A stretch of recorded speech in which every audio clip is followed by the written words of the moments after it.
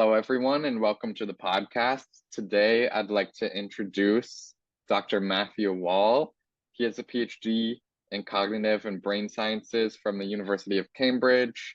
He's currently the head of MRI applications at Invicro and holds honorary appointments at Imperial College London and University College London. Dr. Wall is an fMRI specialist and has worked on neuroscience research across vision, pain, psychopharmacology, cognitive neuroscience, psychedelics, sex hormones, depression, weight loss, and more. So Dr. Wall, what's your story? Could you tell us a little bit more about your background and how you first got involved with neuroscience and fMRI? Sure. Hi, Robert. Thanks for inviting me to do this. So I did my PhD just around the kind of turn of the century. And I'm a psychologist, really. Well, that was my training anyway. My PhD was pretty straightforward psychology. Around that time, fMRI had been invented, I guess, in the kind of early mid 90s, but it was still pretty rare, and it was pretty specialized. So around that time, it was becoming a bit more common. A few more different groups at different universities were starting to get into it, and people were starting to realize its potential.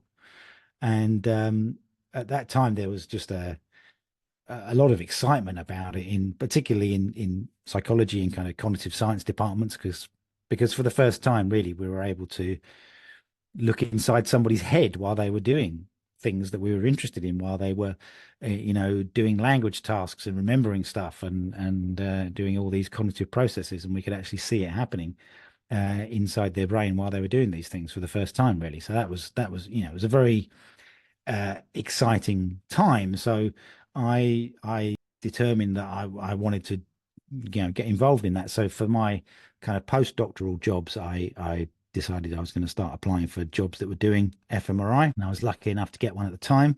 I probably wouldn't get one now, but back then there was really not many people who actually knew anything about it, and I didn't know anything about it, so that was kind of fine.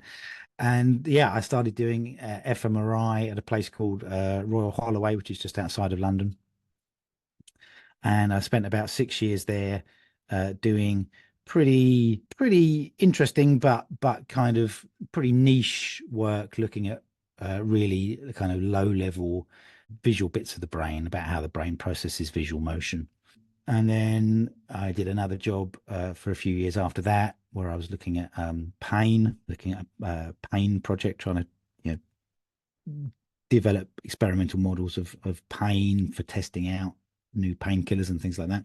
And during that time, I started getting involved with some other work with people looking at psychedelic drugs like LSD and MDMA and psilocybin, which is the hallucinogenic ingredient in magic mushrooms.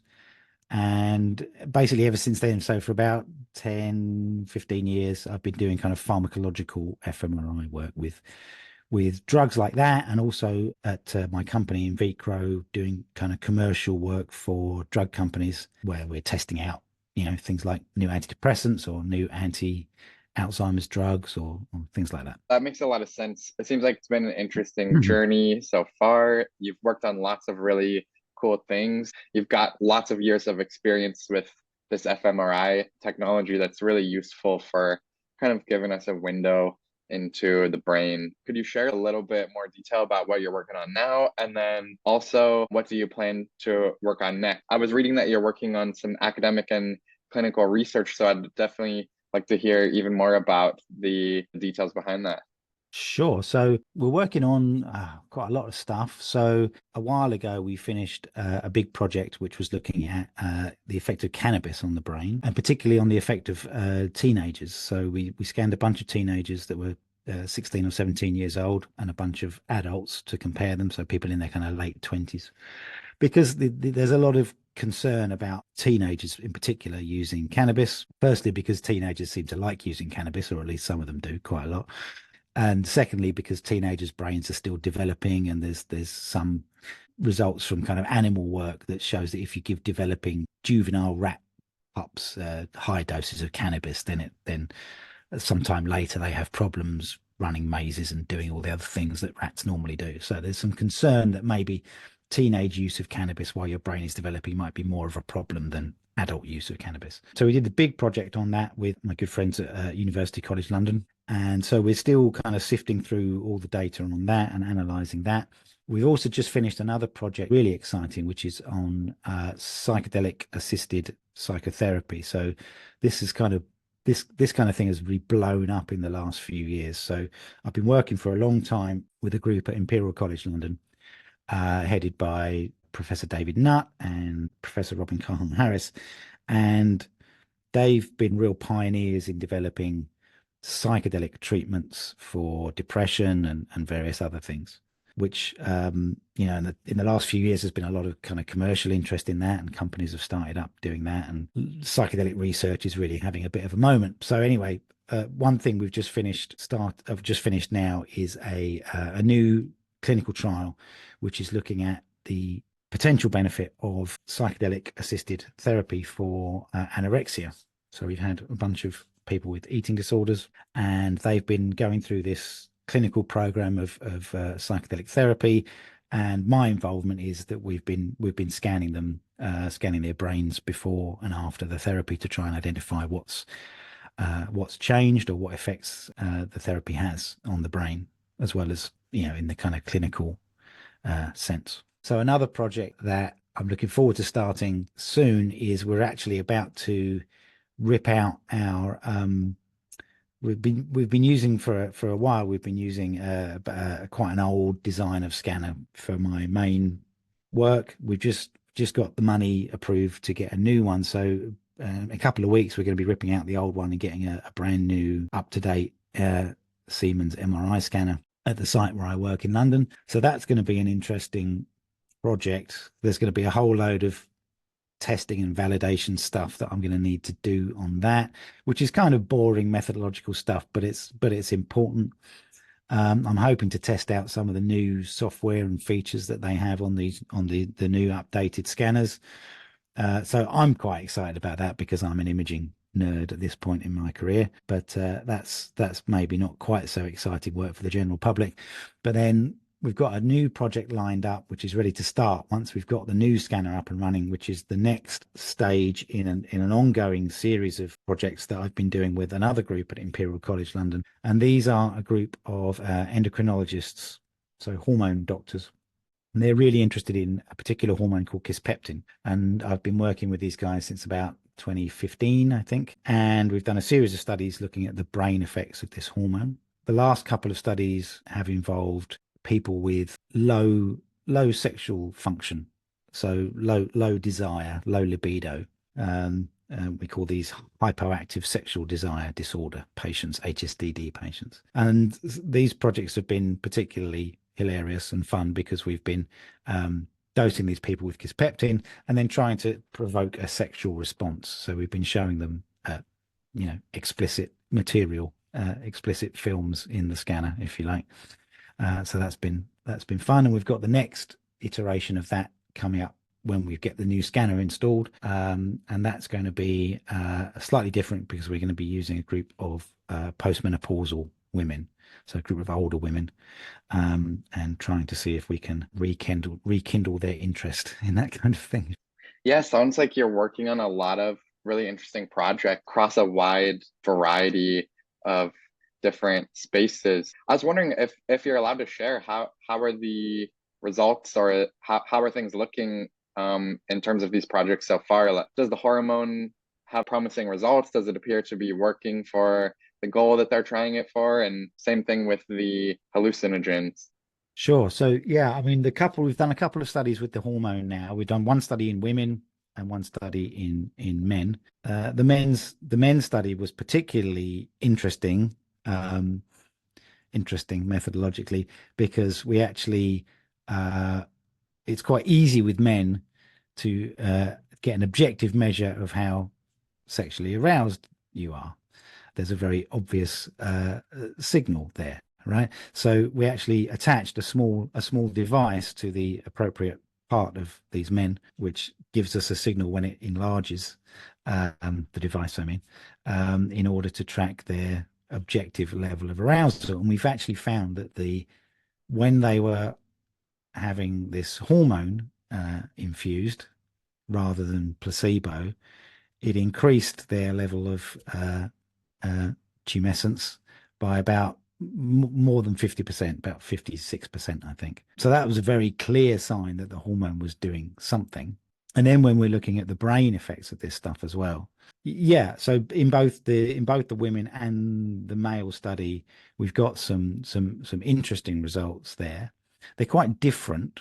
So we've just got a new paper that we're working on where we're actually comparing the male and the female group, and we think that this disorder, although they have the same kind of symptoms and the same diagnosis, at least based on the brain data, it seems that this disorder might be working a little bit differently in women than in men, which you might expect, I guess, given the differences in kind of sexual behavior and stuff like that. So that's interesting. The psychedelic stuff, yeah. I mean, the psychedelic, the whole program of psychedelics research is a fascinating one, I think. And because it's been very focused on developing these drugs for clinical use, and they have this extremely fast acting and very potent kind of antidepressant effect.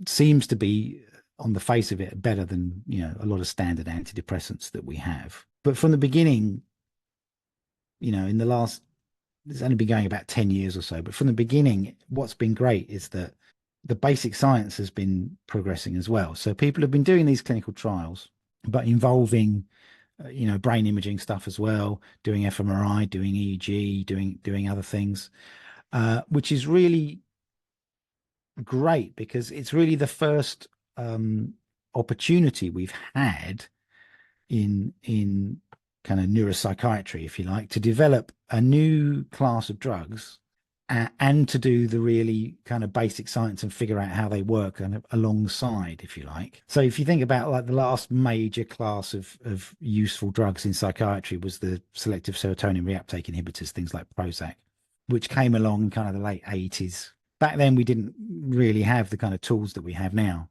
for looking at the brain in the way that we can now. So it's really a wonderful opportunity at the moment to develop these drugs clinically and get them through the FDA and get approvals for them to be used clinically in a wider sense. And it kind of in lockstep, if you like, at the same time, do some basic science on these things, figure out how they work as well, which is a really great opportunity, I think. So with the psychedelics, there are lots of different effects you get with psychedelics. So you get the acute effects, which is the crazy hallucinations, which is what people use them for, kind of recreationally or for fun, and then you get this really much longer term kind of antidepressant effect or anti-anxiety effects or other kinds of effects, which persist even after the hallucinations wear off.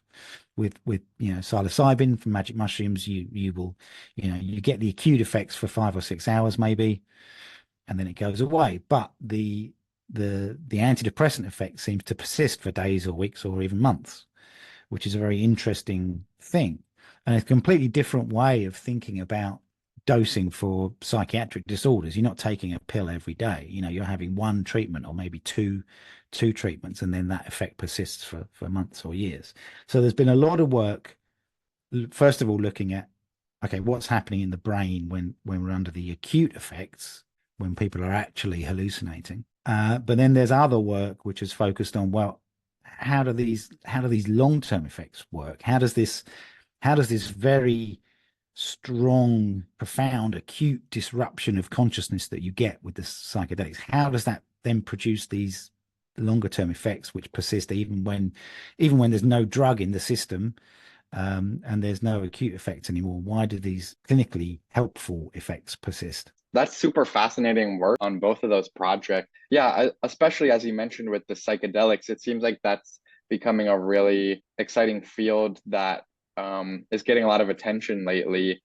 I think it's definitely pretty awesome that we're finding that these drugs are having these like antidepressant related effects, and then also pretty fascinating how it's not something that you need to dose every day. For example, like an SSRI, it's, as you said, it's something you might do once or twice, and it will have medicinal effects for super long periods of time, even up to months. And that's always been super interesting to me because I don't know very much about the half-life of these drugs, but I assume that they're probably being filtered out of the system well before months come along. And so it must have something to do with something that happened like during that acute phase. If I had to guess, and yeah, So that's super interesting. the theory goes that what happens when you if you look at the brains of people when they're actually hallucinating, you get this really profound and strong disruption of the normal pattern of brain function. So there are lots of different networks in the brain that are always talking to each other in the normal state, you know. So there's things like the default mode network, which you may have heard of, and the executive network and the salience network and the visual network and the motor network and whatever. What this basically means is the brain functions as a set of networks or a set of modules, if you like, which are all kind of wired together but somewhat independent from each other. And what happens when you take a sufficient dose of a psychedelic is that structure breaks down pretty severely. So that organization, that hierarchy gets kind of flattened, and the networks, the areas that normally talk to each other within a network don't talk to each other quite so much, and you get much more crosstalk between areas in different networks. So it's basically a kind of randomization of the normal pattern of brain activity, and that's what produces such crazy random effects on consciousness. But we also think that that's important in driving the clinical effects, because a lot of these disorders, depression, anxiety, post-traumatic stress disorder, even things like eating disorders like anorexia that I mentioned, they're kind of characterized by quite rigid, constrained patterns of thinking and behaving. So the theory is that this kind of acute disorganization of the brain's networks, it's basically a bit like shaking up a snow globe. Okay, you disrupt the pattern that's formed, and everything settles back into a new pattern, or you get a clean slate to work with, if you like, and it allows these patients to break out of their rigid, constrained ways of thinking, and maybe develop some more functional, some more helpful ways of thinking about their whatever problems they have. Yeah, that's the theory. I think you had mentioned earlier that they were pairing this with some sort of therapy. If the hypothesis proves to be true, I think that seems like a great time to be having therapy and developing new habits when the brain is kind of in this more like reset or plastic type of state. Yeah, exactly. It kind of opens a window of plasticity. Yeah. And then the idea is you have the right therapy or you have the right environment that can put you on the right path again. Yeah, that makes a lot Exactly. of sense. Mm. Kind of like overriding those bad habits. There's a bit of a debate at the moment about whether what role the drug has and what role the therapy has. There's some people in the community that are pushing the idea, well, the therapy doesn't really matter, and it's just the drug effects, really. I'm not sure. I don't know. I can totally see how it would be complicated to quantitatively pull out what effect comes from what part, but yeah, I'm just super excited to see the continued research on this, working working on by you and your team as well Mm. as other groups. And yeah, it's just an exciting time in this space. It's hugely exciting because this year we expect, well, we hope anyway, that the FDA will clear the first kind of psychedelic treatment as a licensed treatment. So there's an organization that's just applied to the FDA to get MDMA approved as a treatment for post-traumatic stress disorder. So that's a very major hurdle to get over. getting these things through the FDA. That's drug companies work for 10 years to get their new drug, approved by the FDA. So this is a big deal. And what that means is in the US, at least, MDMA will be a licensed medicine that in theory can be prescribed as part of this therapy thing. So yeah, that's really exciting. Yeah, absolutely. That does sound like a big deal. And do you know how long it usually takes between like that FDA application and when the FDA comes to a decision, or is that something that kind of varies? It's a good question. I don't know, to be honest. Oh yeah, no I'm not worries. heavily into the US kind of regulatory scene. To make a quick pivot, I was wondering how has the fMRI imaging methodology changed over the years that you've been involved with it? I think you mentioned you started working on the fMRI when it was in its infancy, had maybe just been invented 10 or 15 years earlier. Yeah, so when I first started working with fMRI, I was trying to process my data on these big old like Sun workstation things. I don't know, maybe you're too young to remember those. And then I got my first G5 Power Mac, which was a big step up. The really old like Apple kind of Apple Mac Pro computers that were then.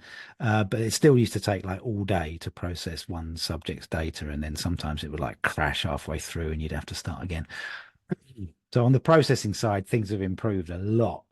I can do, what I used to do in 2003, I can do on my that took a day in 2003, I can do on my MacBook Air in like 10 minutes now.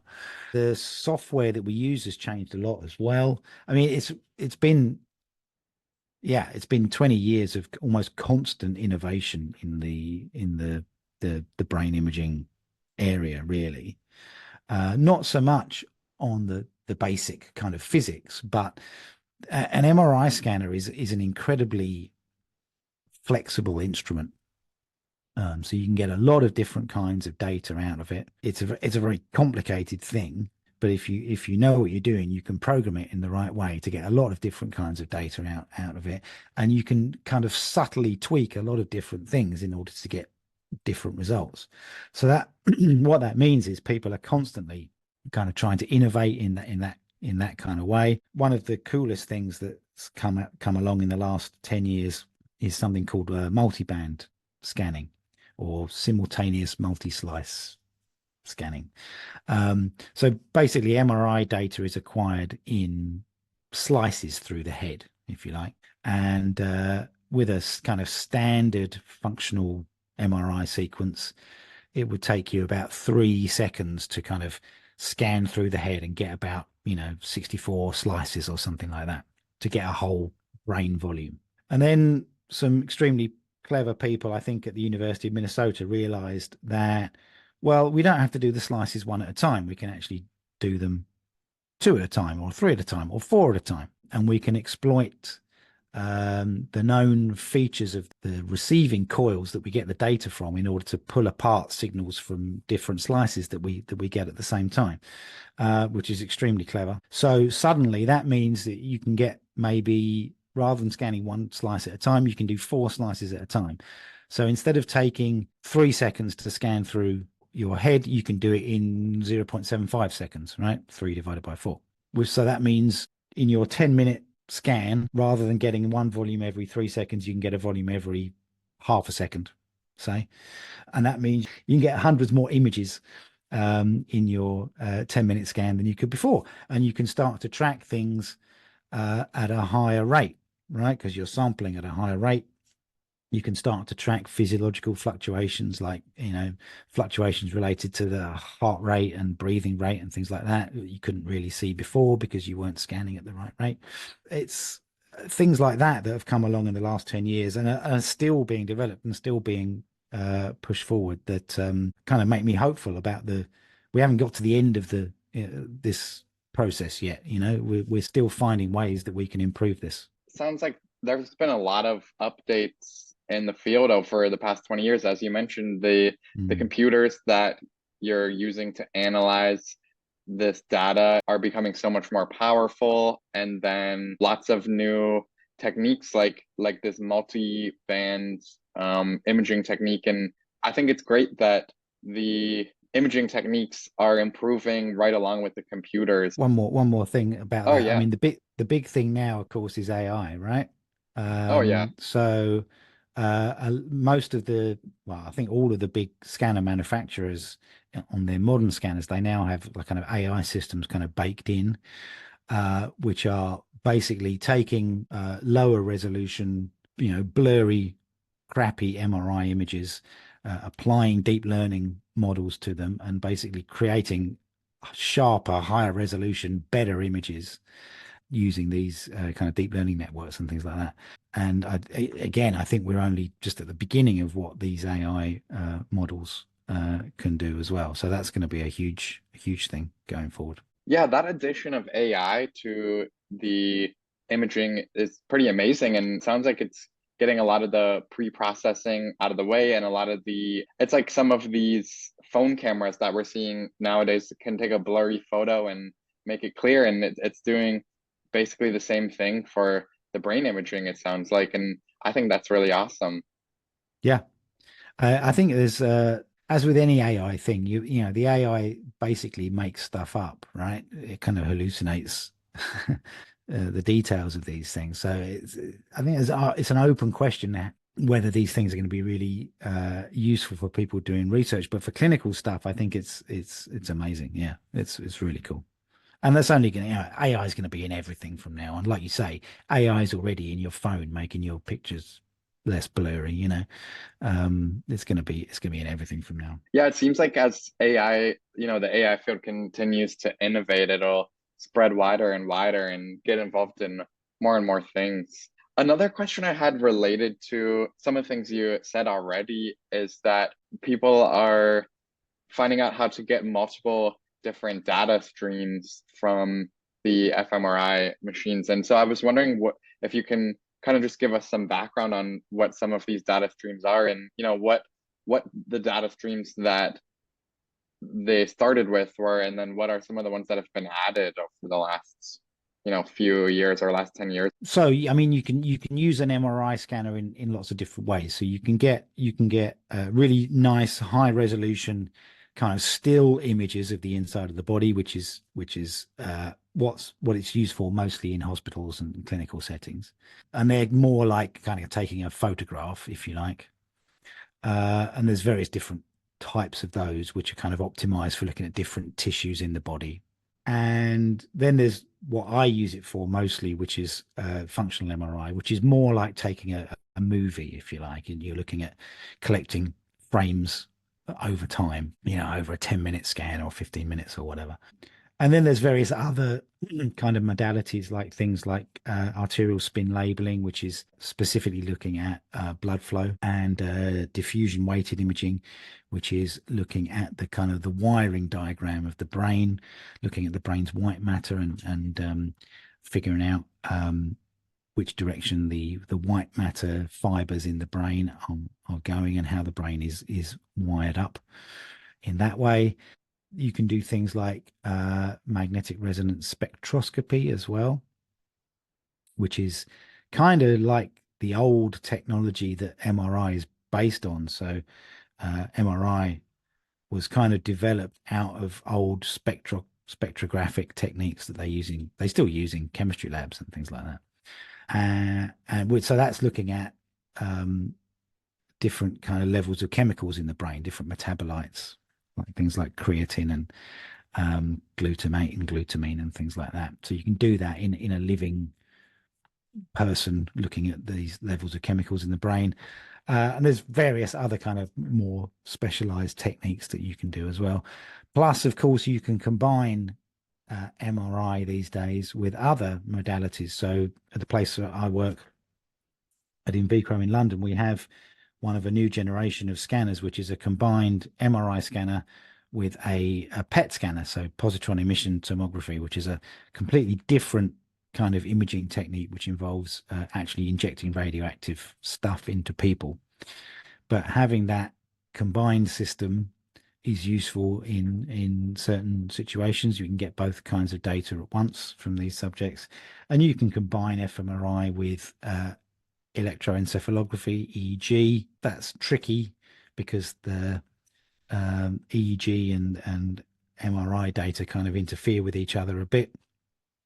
But you can do that. In fact, some of my colleagues at Imperial have just done this really cool study where they were looking at another psychedelic drug called DMT, which is very short acting, very fast. Gives you a trip of about 10 or 15 minutes, and then it wears off again.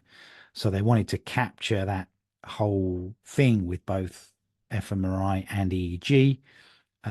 So they had no option really to do it together. So they were doing people wired up to an EEG cap while they were in the MRI scanner as well, and tripping on DMT. It's a kind of amazing work. That's Chris Timmerman's work at Imperial. Yeah, that's super interesting how they're able to pair the fMRI with different types of imaging modalities and be able to look at it, look at the participants or look at the patients from many different angles all at the same time. And yeah, I can definitely see all those data streams that you talked about, right from the fMRI machine being useful in various different research approaches or various different studies. And then, yeah, I can also see it being useful paired with the PET scan, as you mentioned, or the EEG. I'm especially interested in pairing it with the EEG because then you're getting high spatial resolution from the fMRI and high temporal resolution from the EEG. And I think that's a very powerful pair to be able to get high Yeah. resolution in both directions. If you're interested in fast events, yeah, then EEG fMRI is the way to go. For me, because I'm mostly doing kind of drug related work. I like the combination of PET with MRI, because with PET you get the kind of molecular level information. PET's a molecular imaging technique, right? So it's focused on particular receptors in the brain and that kind of thing. So when you do a PET scan, you can see where your drug is binding in the brain and how much of a proportion of the receptors in the brain it's taking up and things like that.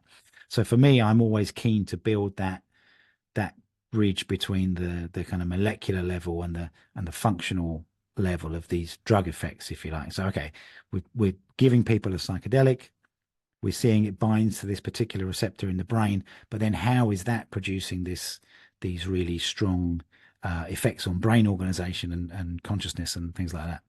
Yeah, absolutely. And it makes a lot of sense how that bridge would be super important, especially for the drug and pharmacology related work that you've been specializing in. And to make a small pivot, I read some papers recently regarding fMRI based brain computer interfaces. And as an fMRI specialist, I was wondering if you had any thoughts on those.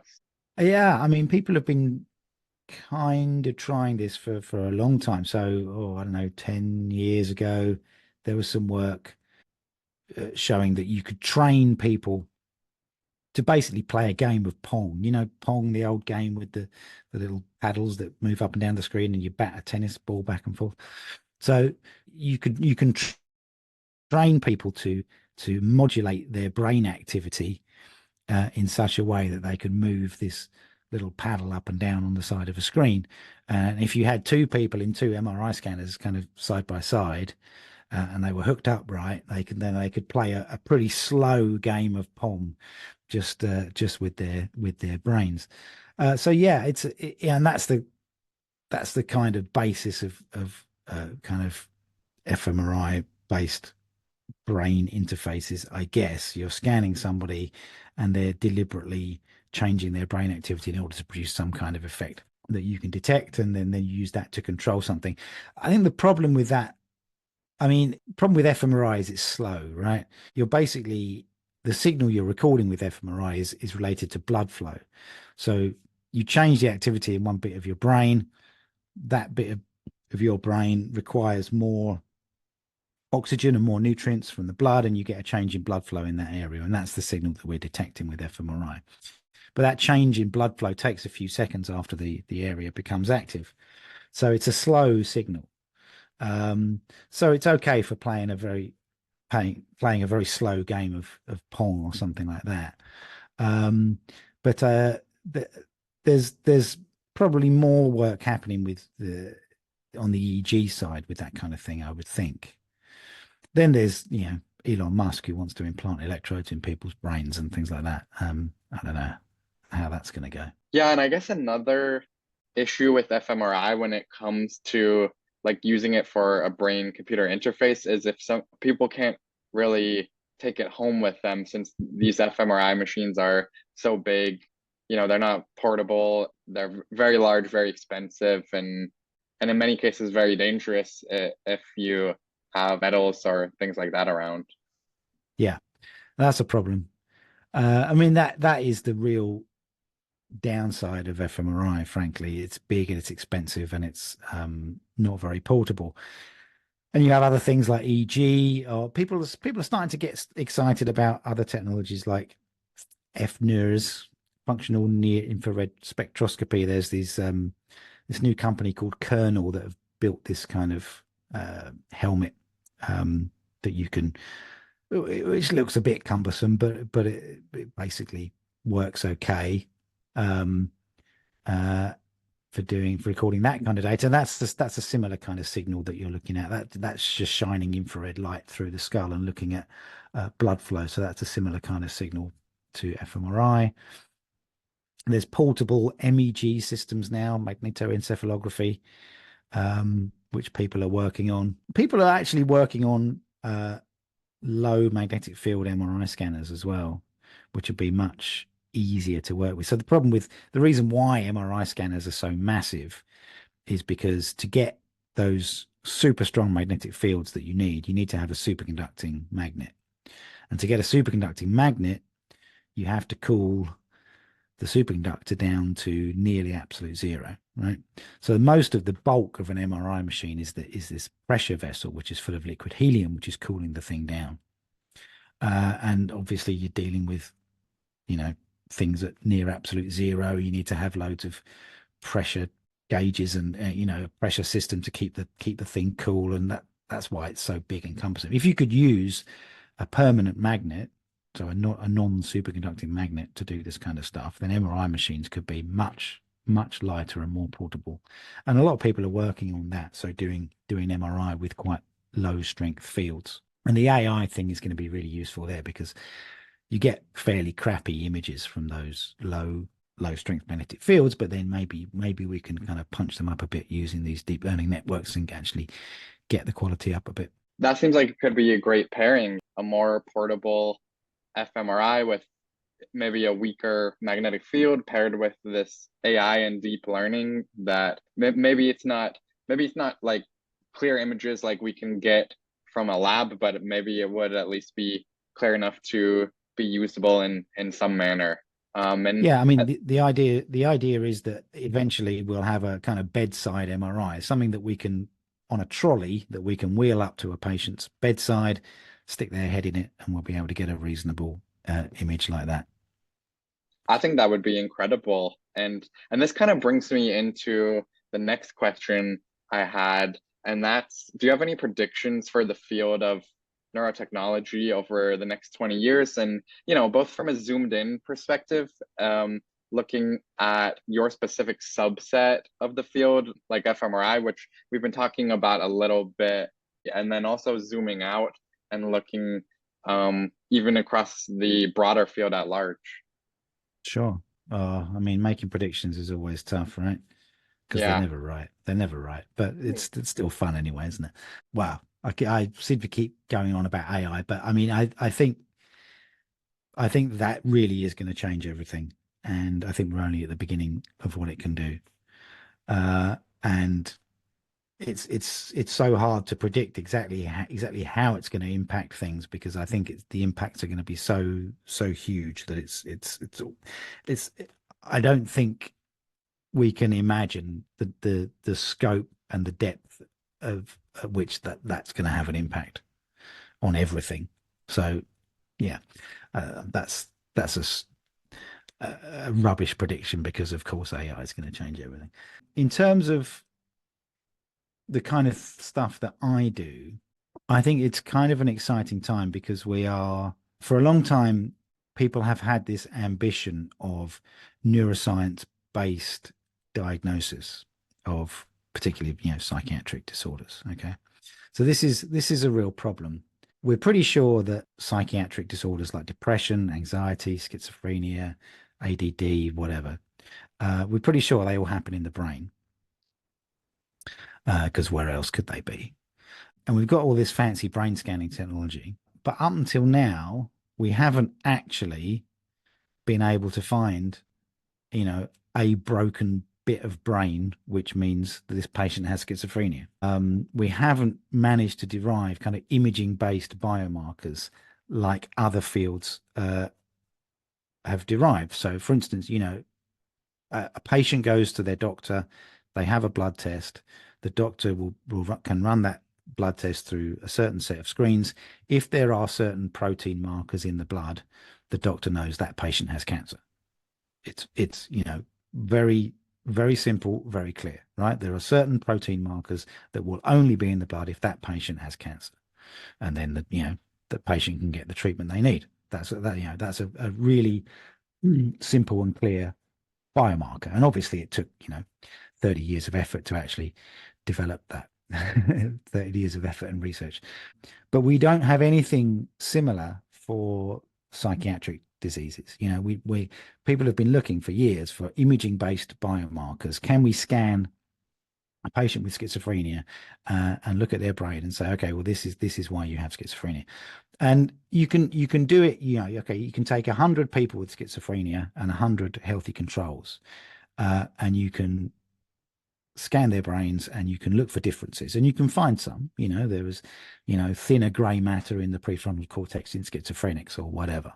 Okay, but then the areas of overlap between those two groups are so wide that for any one particular patient, that's not a strong enough kind of diagnostic marker. So this is, sorry, I took a long way around to get to this point. I think we're kind of at the point now where we are starting to make some inroads into that problem. Maybe not for diagnosis, but I think we are starting to be able to say, or to get to the point where we might be able to at least recommend different treatments for people based on their brain function. For instance, in depression, we might be able to say, in a few years' time, we might be able to say to a patient, we're going to take you in for a scan, and we're going to recommend, based on the scan, we're going to recommend this particular drug. There's loads of antidepressants. People generally get started on one antidepressant and it doesn't work, and they switch to another one and that doesn't work, and then they switch to another one. Oh, maybe that one works. Great. In the meantime, that's been a year of their life when they've been taking these medicines and having side effects, and things are not working, and going back to their doctor and so on. Right. So even if we can cut that down from a year to 6 months, with trying these different treatments based on brain scans, that would still be a really useful thing. And I think we're getting to the point now where we might be able to do things like that. So derive some useful biomarkers from these imaging data. And a lot of that, I think, will be related to what's called dense sampling. There's a kind of a movement now in the fMRI space to do really long scans and get a lot of data from individual people. There was a point a few years ago when we were, well, let's get data from like 10,000 subjects. And now people are coming around to the idea that, well, maybe we should not get data from 10,000 subjects. Maybe we should scan just one subject for 10 hours, rather than half an hour, and get really good data from this one subject. And people are doing that and getting some really interesting effects and showing some things that you can't see if you've only got a 10-minute scan from this subject. You can see quite a lot more in 10 hours than you can in 10 minutes. So I think that's an interesting innovation, and I'm hopeful that we can get to the point where we actually can make some differences for patients with this stuff. Yeah, I'm hopeful as well. It sounds like some of these things that you were talking about could really be game changers. For example, those biomarkers, either for diagnostic or treatment purposes, could really speed up getting people to the right treatment or to the right diagnosis so much faster. And I think that could really be helpful for quality of life. And then Additionally, the work on I think you called it dense imaging or Dense sampling, yeah. yeah, dense sampling. That Mm. also seems super interesting because the people probably are going through lots of different brain states while they're across the 10 hours, much more than they would be going through in the 30 minutes. And you can kind of compare in that same person the brain states across time and across that day. So that seems like another really exciting and perhaps very useful innovation in the field. And I don't think I had any additional specific questions for you today, but I did want to ask, can the listeners contact you for further discussion after the episode? And if so, how can they reach out to you? And who should reach out to you and what kind of topics should they reach out to you about? Sure. I mean, I'm always happy to talk to people about this stuff. I mean, yeah, I'm a massive nerd about this stuff. I like talking about it. Yeah, you can find me on Twitter or X as it's called now. I'm on Blue Sky as well. I mean, you can Google my name, or maybe we can put some links in the show notes or something like that. Um, but yeah, if you want to contact me on there, that's totally fine. Yeah, sounds good. And yeah, I can definitely put those links in the show notes. And I really appreciate you taking some time out of your day to talk with me today. It's been an incredibly interesting episode, and I feel like you taught me a lot, and you got me really excited about the fMRI space. Thanks for inviting me. It's been really great. Thanks.